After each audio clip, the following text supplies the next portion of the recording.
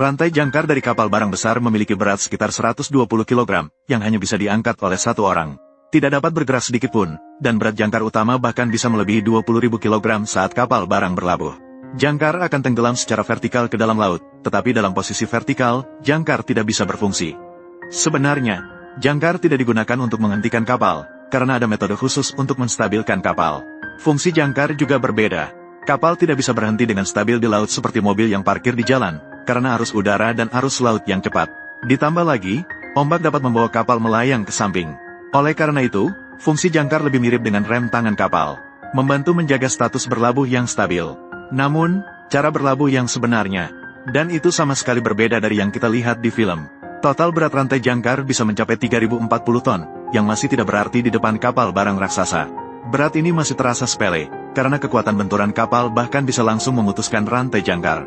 Hanya setelah kapal hampir berhenti, pelaut baru akan mulai menjaga stabilitas, dan sebelum menjaga stabilitas, kru harus terlebih dahulu mengetahui kedalaman antara dasar laut dan kapal. Bagian bawah kapal dilengkapi dengan alat sonar, dengan memancarkan gelombang suara ke laut. Berdasarkan waktu gelombang suara yang dipantulkan kembali dari dasar laut ke kapal, maka dapat mengukur kedalaman air laut. Ketika jangkar menyentuh dasar laut, kapal akan bergerak mundur, membuat rantai jangkar membentuk garis rantai cekung. Karena jangkar tidak dapat berfungsi setelah tenggelam secara vertikal ke dalam air. Hal ini terkait erat dengan struktur desainnya. Jenis jangkar ini adalah jangkar 5 batang. Di bagian atas jangkar terdapat cincin pengangkat. Rantai jangkar terhubung di sini.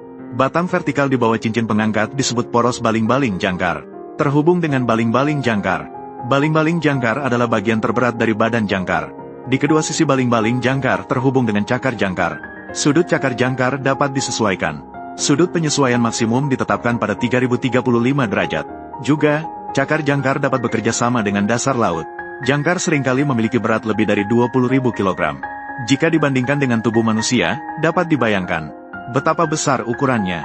Ketika rantai jangkar mulai mengencang, saat cakar jangkar menyentuh dasar laut, tarikan garis rantai cekung akan membuat jangkar menerima gaya aksi ganda secara vertikal dan horizontal, sehingga menghasilkan gaya gesek dengan dasar laut. Permukaan dasar laut memiliki berbagai material. Jika berupa lapisan batuan yang keras, jangkar sama sekali tidak dapat mencengkeram. Jika itu adalah dasar laut bersejarah, jangkar dapat mencoba menghasilkan sedikit gaya gesek. Namun kekuatan cengkeramnya tidak cukup, tidak dapat mengamankan kapal. Sedangkan ketika dasar laut adalah tanah liat, cakar jangkar akan terbenam ke dalam tanah, membentuk pegangan yang kuat. Dalam kondisi ideal, jangkar akan terbenam pada kedalaman yang dapat dikontrol. Tapi jika dasar laut adalah lumpur lembab yang kaya air, cakar jangkar akan sangat mudah terjebak di dalamnya.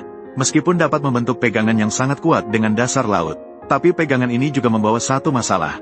Jangkar mungkin terbenam terlalu dalam, sulit untuk diangkat, dan ada metode khusus untuk mengangkat jenis jangkar ini. Ketika jangkar terpegang erat di dasar laut, kapal dapat mempertahankan stabilitas berlabuh yang sangat baik, meskipun arus laut dan angin laut memberi gaya pada kapal. Sudut garis rantai cekung juga akan disesuaikan, menghindari bodi kapal dari benturan mendadak yang kuat. Mungkin ada yang penasaran, bagaimana anggota kru menilai panjang rantai jangkar yang terbenam di laut? Dan bagaimana memastikan, apakah garis rantai cekung terbentuk dan dapat menghasilkan gaya tarik horizontal? Rantai jangkar terdiri dari banyak sambungan yang terhubung. Setiap sambungan memiliki berat sekitar 120 kg. Dan di rantai jangkar setiap jarak tertentu dipasang sambungan merah. Di sisi lainnya dipasangkan sambungan putih sebagai penanda. Dari jangkar dimulai setiap 27.5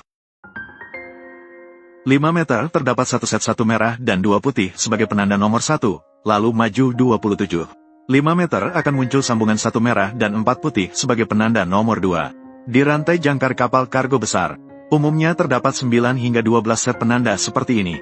Ini juga berarti total panjang rantai jangkar, sekitar 250 hingga 300 meter.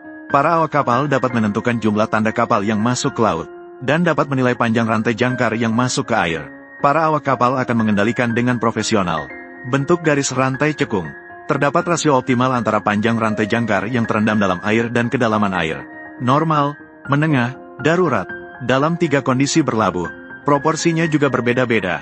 Misalnya, dalam keadaan darurat, kedalaman air adalah 20 meter. Panjang rantai jangkar yang masuk ke air harus mencapai 160 meter. Gambar di mana kapal perang tiba-tiba menjaga stabilitas dan berhenti mendadak. Sebenarnya, itu sama sekali tidak sesuai dengan operasi profesional. Dalam kenyataannya, tidak akan pernah dilakukan seperti itu. Faktanya, dalam keadaan darurat, tidak mungkin untuk membuat kapal berhenti tiba-tiba. Hanya bisa membuatnya berbelok. Jika jangkar benar-benar bisa berfungsi sebagai rem dalam keadaan darurat, maka Titanic tidak akan tenggelam. Ketika menghadapi situasi darurat, para awak kapal akan mematikan mesin, dan biarkan ia berbalik, sekaligus mengatur kemudi di bagian belakang kapal, untuk membuat kapal berbelok. Selanjutnya, mari kita bahas bagaimana cara mengeluarkan jangkar yang terjebak dalam lumpur. Pertama, para awak kapal akan perlahan-lahan mengemudikan kapal kembali tepat di atas jangkar.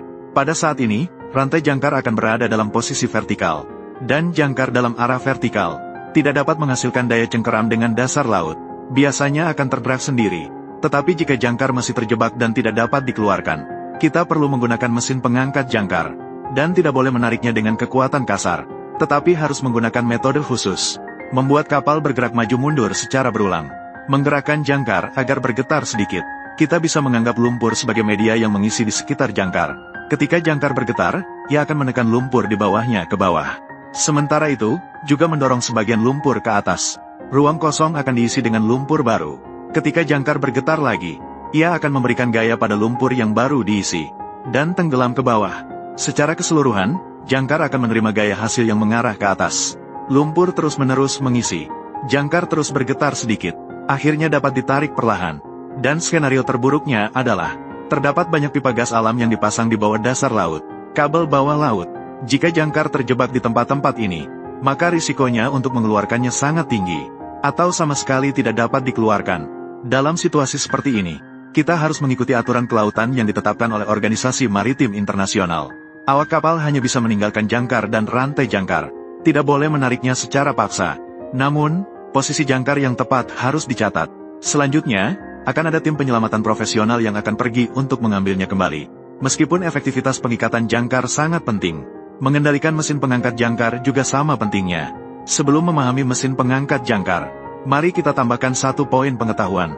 Kapal kargo besar menggunakan metode berlabuh ganda saat membutuhkan ketepatan berlabuh yang tinggi, atau ketika ruang berlabuh sempit. Dan situasi terburuk adalah, dua jangkar di kedua sisi depan kapal dilemparkan ke laut dalam bentuk V, dengan menggunakan titik ganda untuk membuat kapal lebih stabil.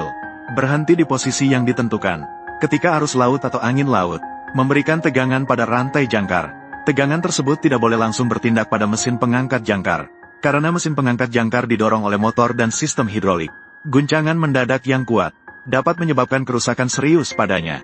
Oleh karena itu, setelah rantai jangkar dilepaskan hingga panjang yang ditentukan, akan dikunci menggunakan pengunci rantai jangkar. Semua tegangan ditanggung oleh pengunci rantai jangkar. Ketika perlu mengangkat jangkar, lepaskan pengunci rantai jangkar dan tali pengikat yang sesuai. Struktur kopling pada mesin pengangkat jangkar juga sangat penting. Kopling berada pada posisi saat poros penggerak terhubung. Motor tidak dapat memberikan tenaga untuk mesin pengangkat jangkar. Saat melepaskan rantai jangkar, kopling berada dalam keadaan terpisah dari motor. Keduanya akan terhubung hanya saat mengangkat jangkar. Mesin pengangkat jangkar juga dilengkapi dengan sistem rem mekanis. Dapat dioperasikan secara manual melalui pegangan, untuk mengunci atau melepaskan. Saat mengunci rem, bantalan rem akan terjepit kuat pada roda rem. Setelah membebaskan rem, bantalan rem akan terpisah dari roda rem. Ini adalah prosedur yang diperlukan untuk mengangkat jangkar. Tenaga motor akan diteruskan melalui poros penggerak, langsung diteruskan ke roda sudut mesin pengangkat jangkar. Roda sudut bertanggung jawab untuk menggulung rantai jangkar dan mengangkatnya.